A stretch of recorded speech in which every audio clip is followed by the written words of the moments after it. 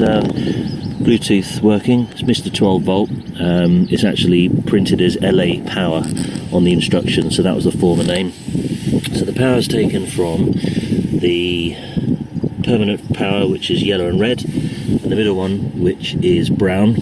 So the red and the black is what's connected to this device. The fibre optic MOS connector, this here was connected into the CD changer, which I've obviously taken out, and that's where it went in, on the back there.